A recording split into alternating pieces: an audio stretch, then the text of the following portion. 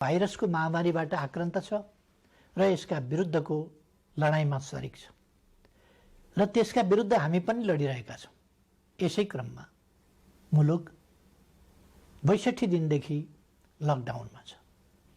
कुनै मानवीय क्षति नहोस् भन्ने हाम्रो अथक प्रयासका बावजुद यसबीचमा नेपालभित्र हाम्रा 3 जना नागरिकको दुःखद निधन भएको छ। उहाँहरूसहित कोरोना भाइरसद्वारा स्वदेश तथा विदेशमा भएको मानवीय क्षतिप्रति दुःख व्यक्त गर्दछु र शोकाकुल परिवारजनमा म गहिरो समवेदना व्यक्त गर्दछु। बन्दाबन्दी आगामी जेठ 20 गतेसम्म जारी छ। यसले गर्दा हाम्रो समग्र अर्थतन्त्र र सम्पूर्ण देशवासीमा पुग्न गएको अप्ठ्यारोप्रति सरकार गम्भीर र संवेदनशील छ। कोरोना महामारीबाट जनतालाई मुक्त गर्ने, यसबाट सृजित सङ्कटबाट मुलुकको अर्थतन्त्रलाई रक्षा गर्ने र रोग तथा भोगबाट आफ्ना जनतालाई जोगाउने कामलाई सरकारले आफ्नो प्रमुख दायित्व ठानेको छ। दाजुभाइ तथा दिदीबहिनीहरू, 1 महिना अघि सम्बोधनका क्रममा मैले आउने साताहरू अझ चुनौतीपूर्ण हुने बताएको थिएँ। फागुन 3 गतेदेखि चैत 29 गतेसम्म झन्डै 2 महिनासम्म सङ्क्रमितको सङ्ख्या दोहोरो अङ्कमा ननाग्नु र मानवीय क्षति बेगर बन्दाबन्दीको पालना हुनुले विश्व स्वास्थ्य संगठनले उहाँले सानो उमेरदेखि कुकुरको रेखदेख गर्ने, दाउरा ल्याउने, आगो बालेर महलका मालिकको लागि खाना बनाउने काम गर्नुभयो। नयाँ वर्षको पहिलो हप्ता बितेसँगै महामारीको संक्रमण फेरि विस्तार हुन थाल्यो। यति बेला संक्रमितहरूको संख्या 600 नागेको छ। आसन्न जोखिमले हामीलाई थप सजग हुन, अझ उच्च योजनाका साथ संक्रमणलाई नियन्त्रण गर्न र राज्यका सबै अङ्गहरूलाई महसुस हुने गरी अझ चुस्त र प्रभावकारी बनाउन माग गरेको छ। यस महामारीलाई नियन्त्रण गर्न प्रारम्भिक दिनका तयारीमा केही अलमल जस्तो देखिए तापनि हालसम्म आइपुग्दा हामीले लिएका कदमहरू सफल भएका छन्। लकडाउनले जीवनलाई असहज त बनाएको छ, तर यसले सामाजिक दूरी कायम गर्न, केसहरू पहिचान गर्न, आइसोलेसनमा राख्न र सम्पर्कित व्यक्ति पत्ता लगाउन मद्दत पुर्याएको छ। समयमै गरिएको लकडाउन, अन्तर्राष्ट्रिय सीमा नाका र उडानहरू बन्द गर्ने निर्णय र समयमै तय गरेको अस्पताल सेवा सञ्चालन कार्यविधिको तर्जुमा र कार्यान्वयन लगायतका कदमहरूले महामारीबाट हुन सक्ने डरलाग्दो क्षतिलाई जोगाएको छ। यसबीचमा 2 महिनाका शिशुदेखि 81 वर्षीय वृद्धासम्मलाई निको पार्न सकिनुलाई उपलब्धिका रूपमा लिइनुपर्दछ। यसरी दक्षिण एसियाका कतिपय मुलुकहरूको तुलनामा नेपालमा महामारी नियन्त्रणको स्थिति प्रभावकारी छ, तर त्यो ढुक्क भएर बस्ने स्थितिमा भने छैन। कोरोना विरुद्धको हाम्रो लडाईँ निकै चुनौतीपूर्ण र लामो छ भन्ने यथार्थप्रति सरकार सचेत छ। आपूर्तिका सीमित स्रोत भएका कारण औषधि र स्वास्थ्य उपकरणको खरिदमा सिर्जना भएका केही अप्ठ्याराहरू हल भएका छन्। एकमात्र प्रयोगशालाबाट सुरु भएको कोभिड-19 को परीक्षणलाई 7वटै प्रदेशसम्म विस्तार गर्दै 20 भन्दा बढी प्रयोगशालाबाट अहिले तीव्र बनाइएको छ। परीक्षणको दायरालाई विस्तार गर्न किट तथा औषधिको प्रबन्ध द्रुत गतिमा गरी यसलाई यथाशीघ्र अझै उन्नत बनाइनेछ।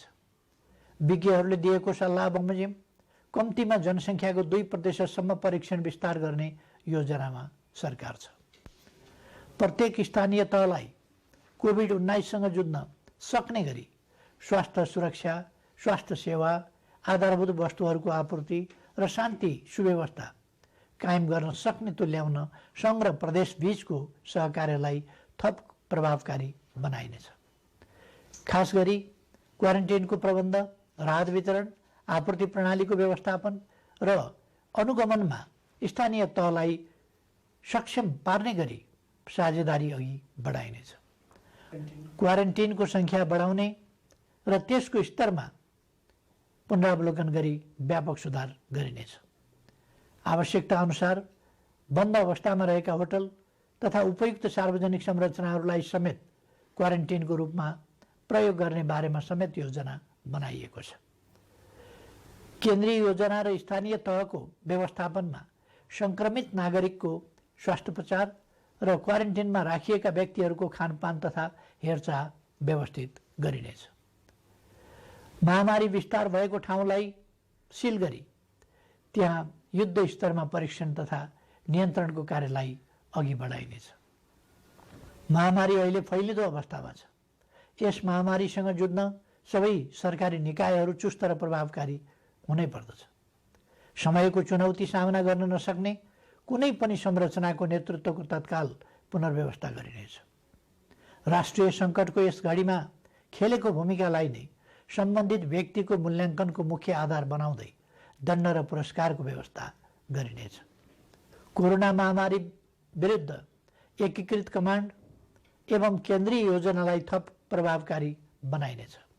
सङ्घ, प्रदेश र स्थानीय तहबीच कोरोना संक्रमण रोकथाम र नियन्त्रणका क्षेत्रमा जीवन्त सूचना, संवाद तथा प्रभावकारी समन्वयका लागि तीनवटै तहमा सम्पर्क व्यक्ति वा निकाय तोकी विद्यमान संस्थागत व्यवस्थालाई अझ चुस्त तुल्याइनेछ।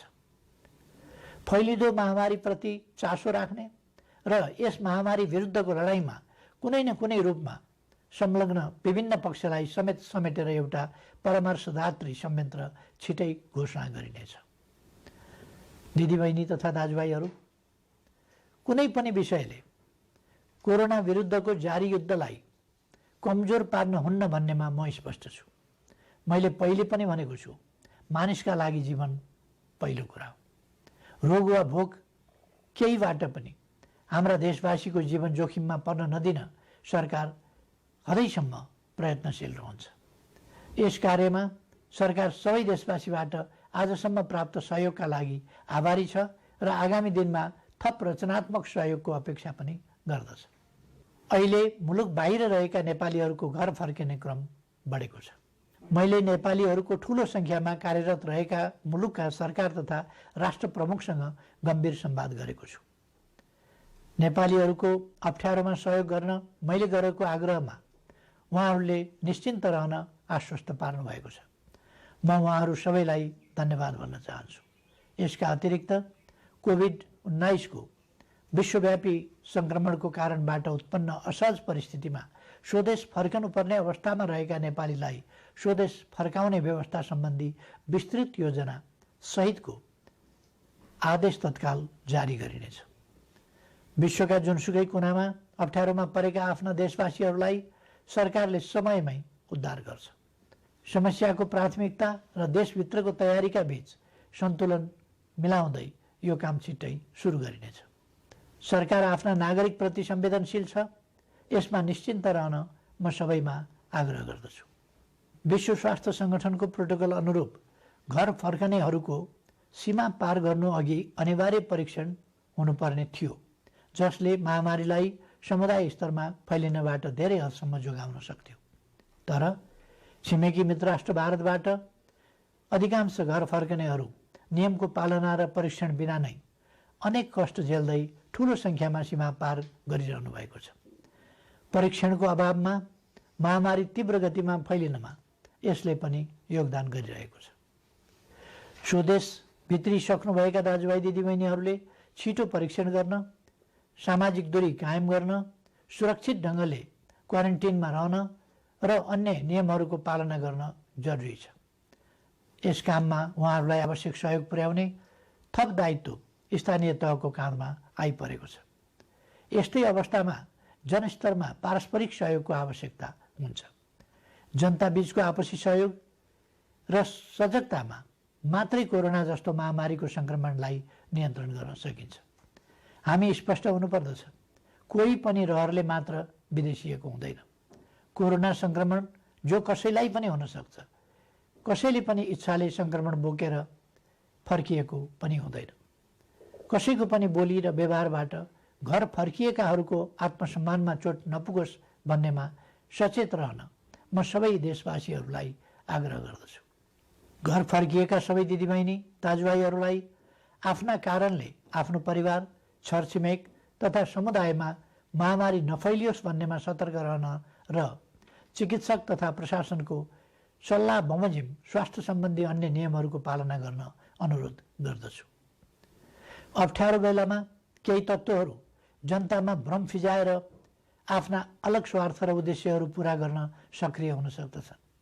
यसरी जनतालाई भ्रमित गर्दै समाजमा असन्तोष फैलाउन उद्धत गैर जिम्मेवार तत्त्वहरूको बहकावबाट सतर्क रहन समेत आह्वान गर्दछु। विश्वव्यापी प्रवृत्ति र हाम्रो मुलुकमा त्यसको प्रभावलाई हेर्दा यस महामारीको सङ्क्रमण अझै केही अवधि जारी रहने देखिन्छ। समुदायमा सङ्क्रमण थप विस्तार हुन नदिन आवश्यक सावधानीका साथ केही नयाँ कदमहरू चालिनेछ। महामारीका कारण माध्यमिक शिक्षा परीक्षा एसईई सञ्चालन हुनुभन्दा 2 दिन अगाडि स्थगित गर्नु परेको थियो।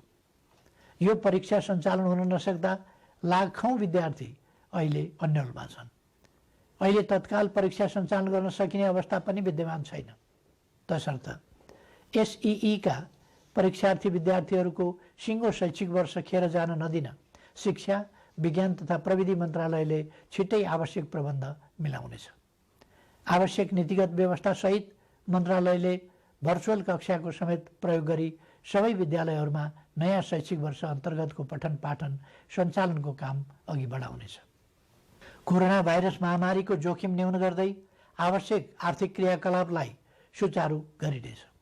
सरकारको नीति तथा कार्यक्रममा जोड दिइए अनुरूप खेतीपातीको याम खेर जान नदिन सामाजिक दूरी र आवश्यक परहेजलाई ख्याल गरी कृषि कार्य अघि बढाइनेछ। समुदायमा सङ्क्रमण फैलिन नदिन मानिसको आवागमनलाई आवश्यक मात्रामा सीमित गर्ने गरी प्रशासनिक कडाइलाई भने कायमै राखिनेछ। कोरोना महामारीका कारण थपिन सक्ने गरिबी र बेरोजगारीलाई समाधान गर्न कृषि क्षेत्रको अहम भूमिका हुने कुराप्रति सरकार सचेत छ। ठुलो मात्रामा आधुनिक यन्त्र र प्रविधिको प्रयोग गरी व्यावसायिकीय कृषि उत्पादनको कार्य अपेक्षित मात्रामा हुन नसक्नु, मेहनत तथा लगानी गर्ने उत्पादक र मूल्य तिरेर खरिद गर्ने उपभोक्ताको अहित हुने, तर किसान र उपभोक्ताको बीचमा रहने बिचौलियाले भने अनुचित फाइदा उठाउने जस्ता समस्या कृषि क्षेत्रमा रहेको आजको गम्भीर समस्या हो। यस समस्यालाई सम्बोधन गर्न आवश्यक खाद्य वस्तुहरूको आयातलाई घटाउने, कृषिमा आत्मनिर्भर हुने, क्रमशः कृषि उत्पादनको निर्यात तीव्र पार्ने र कृषि क्षेत्रमा ठुलो मात्रामा रोजगारी र स्वरोजगारी सृजना गर्ने कार्यक्रम हालै संसदबाट नीति तथा कार्यक्रमका रूपमा पारित गरिसकिएको छ।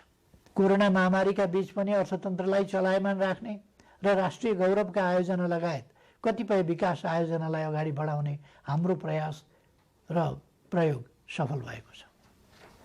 कोरोना महामारी बीच पनि माथिल्लो तामाकोशी, मेलम्ची, पोखरा, भैरवा र काठमाडौँ विमानस्थल निर्माण विस्तार तथा रानी पोखरी, धरहरा लगायत पुनर्निर्माणका काम अगाडि बढाउन सकिएको छ। यसले कोरोनालाई छल्दै विकासका काम अगाडि बढाउन सकिन्छ भन्ने पुष्टि भएको छ। अब नियन्त्रणको सीमाभित्र रहन सक्ने थप उद्योगहरूलाई सञ्चालनको अनुमति दिइनेछ। काममा आउने आफ्ना श्रमिकलाई समुदायमा छ्यासमिस नहुने प्रबन्ध गर्ने शर्तमा जुन जुन जिल्लाका श्रमिक हुन् तिनीहरूलाई पहिले कोरोना परीक्षण गरी प्रशासनको निगरानीमा उद्योग व्यवसाय सञ्चालन हुने स्थानमा ल्याउने प्रबन्ध मिलाइनेछ। सम्बन्धित उद्यमीले आफ्नो व्यवसायमा रहने श्रमिकहरूले तोकेको प्रोटोकल पालना गरे नगरेको अनुगमन आफै गरी त्यसको नियमित जानकारी सम्बन्धित प्रशासनिक निकायमा गराउनु पर्नेछ। यसको प्रभावकारिताको आधारमा क्रमशः थप व्यवसाय सञ्चालनको प्रक्रिया अघि बढाइनेछ। दैनिक आवश्यक वस्तुहरूको आपूर्ति सहज तुल्याउने र आन्तरिक उत्पादन वृद्धिका लागि कच्चा पदार्थदेखि उत्पादित वस्तुको बजारसम्मको श्रृङ्खला अवरुद्ध हुन दिइने छैन। आवश्यक वस्तुहरूको आन्तरिक ढुवानी र आयात निर्यात सहज बनाइनेछ। कोरोना महामारीको असरबाट क्षति भएका औद्योगिक व्यावसायिक क्षेत्रका लागि राहत सुविधाको व्यवस्था सरकारले गर्नेछ। यस्ता सुविधामा कर सहुलियत, शुल्क मिनाहा, कर्जाको ब्याज सहुलियत, सहज ऋणको उपलब्धता एवं विद्युत लगायतका क्षेत्रमा दिइने छुटहरू पर्नेछन्। निजी क्षेत्र सबल नहुँदा अर्थतन्त्र सबल हुन सक्दैन भन्ने यथार्थलाई सरकारले राम्रोसँग बुझेको छ।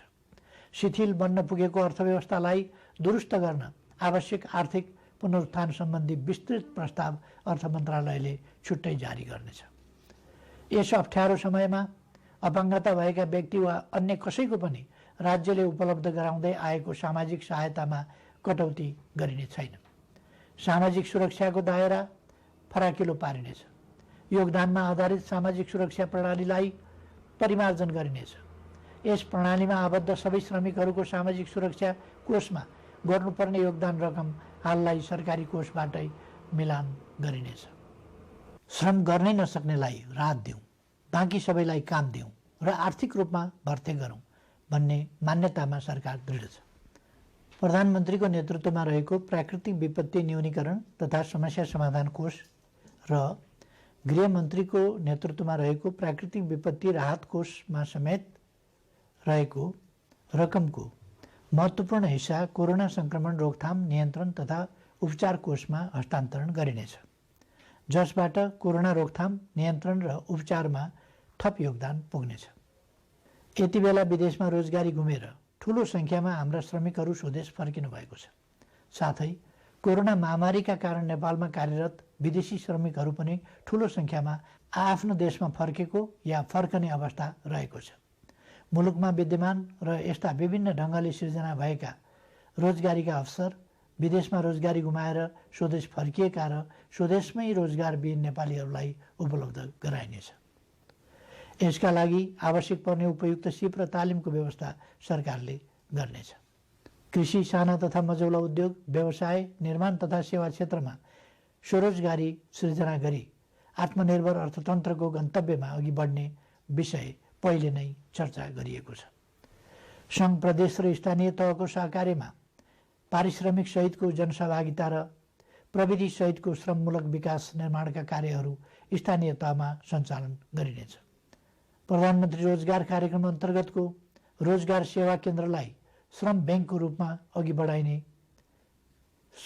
रूपमा अघि बढाई सूचीकृत श्रमिकलाई उपलब्ध रोजगारीमा परिचालन गरिनेछ।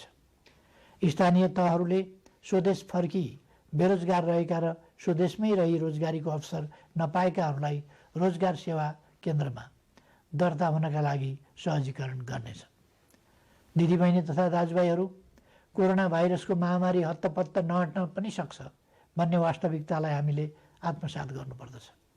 भाइरसको औषधि छैन, यस भाइरसको पनि औषधि छैन। विज्ञहरू भनिरहेका छन्, यस भाइरसका विरुद्धको नयाँ खोप पत्ता नलागेसम्म यस महामारी विरुद्ध नियन्त्रण गर्ने उपलब्ध उपाय भनेकै हाम्रो आनीबानी र आहार विहारमा आवश्यक सतर्कता अपनाउनु हो। हालसम्मका उपायहरू हुन् भाइरसलाई व्यक्तिबाट व्यक्तिमा सर्न नदिन, सामाजिक दूरी कायम गर्ने र हरेक व्यक्तिमा प्रतिरोधी क्षमता वृद्धि गर्ने। सोचौँ, हुने खाने हुन् वा हुँदा खानेको अचारको रूपमा होस् वा तरकारी, हाम्रा भान्सामा प्रयोग हुने केही तत्त्वहरूमा किन समानता पाइन्छ? किनकि त्यसमा औषधीय तत्त्व छ। हाम्रा पूर्वजहरूले हजारौँ वर्ष अगाडिदेखि गहिरो अनुसन्धान गरेर प्रचलनको रूपमा अगाडि सारेका, हाम्रो भान्सामा प्रयोग हुँदै आएका ती औषधीय तत्त्वले रोगको प्रतिरोध क्षमता बढाउन बल पुर्याइरहेका छन्। तसर्थ निरोगी नेपाल निर्माणका लागि 5 कार्य गर्न आग्रह गर्दछु। पहिलो, यस महामारीसँग लड्दै निरोगी नेपाल निर्माणमा आफूलाई तयार राख्न उपलब्ध आहारलाई स्वच्छ र सन्तुलित बनाऊ। दोस्रो, लकडाउनको समयमा उपलब्ध फुर्सदलाई स्वस्थ रहन उपयोग गरौँ। शारीरिक र श्वास प्रश्वासको चुस्तताको लागि घरैभित्र व्यायामलाई निरन्तरता दिउँ। तेस्रो, भाइरस फोहोरमा रमाउँछ। आफ्नो शरीर र वासस्थान दुवैको सरसफाइमा एकदमै ध्यान दिउँ। चौथो, स्वस्थ रहनका लागि पर्याप्त आराम आवश्यक छ, यसमा ध्यान दिउँ। पाँचौँ, उच्च मनोबल कायम राखौँ। भय र त्रास, चिन्ता र आशंकाले रोगव्याधिका विरुद्धको लडाइँमा कमजोर तुल्याउँछ। कोरोना भाइरसबाट जीवन गुमाउनेको सङ्ख्या प्रतिशतमा हेर्ने हो भने हामीले सामान्य ठानेका मौसमी रुगाखोकीबाट मर्नेको भन्दा कम छ भन्ने त तथ्याङ्कले नै बताएको छ। नबोलौँ, हरेक चुनौतीको सामना गरेर नै मानव जाति आजको स्थानमा आइपुगेको हो। मानव जातिले सभ्यताको इतिहासमा असाधारण प्रतिकूलताहरूको सामना गरेको छ। हिमयुग जस्ता अनेक कठिन समय पार गरेको छ। औषधि र अस्पताल नै नभएको बेलामा समेत अनेकन महामारीहरूको सामना गरेर अघि बढेको छ। मैले पहिले पनि चर्चा गरेको छु, चुनौतीको सामना गर्ने, लडेको ठाउँबाट धुलो टकटकाउँदै उठ्ने र अघि बढ्ने नेपालीको चरित्र हो। हाम्रो आनीबानी र खानपिन ठिक हुँदा हामी जोगिन्छौँ र कोरोनालाई पराजित गर्न सक्छौँ। त्यसैले सकारात्मक सोच राखौँ। सरकारले यसलाई निरोगी नेपाल निर्माण अभियान भनेको छ। निरोगी नेपाल निर्माणलाई मूल स्वास्थ्य नीति बनाएको छ। प्रकृति मैत्री स्वच्छ जीवन प्रणाली प्रवर्धन गरी नेपालीको रोग प्रतिरोधी क्षमता वृद्धि गर्न निरोधात्मक कार्यक्रम सञ्चालन गर्ने नीति अघि सारिएको छ। हाल कोरोना महामारी विरुद्ध सबै सामर्थ्य लगाउने र कोरोना मुक्त नेपालको स्वास्थ्य सेवामा प्रतिरोधात्मक र उपचारात्मक विधि अवलम्बन गर्न सरकार प्रतिबद्ध छ। नेपालीहरूको मनोबल उच्च छ र प्रतिरोध क्षमता पनि असाधारण छ। यस महामारीलाई सरकारले अघि सारेका विभिन्न उपायहरूसहित आफ्नो उच्च मनोबल र प्रतिरोध क्षमताका साथ पराजित गर्नेछौँ भन्ने मैले विश्वास लिएको छु। सबैमा सुस्वास्थ्यको कामना गर्दछु। धन्यवाद।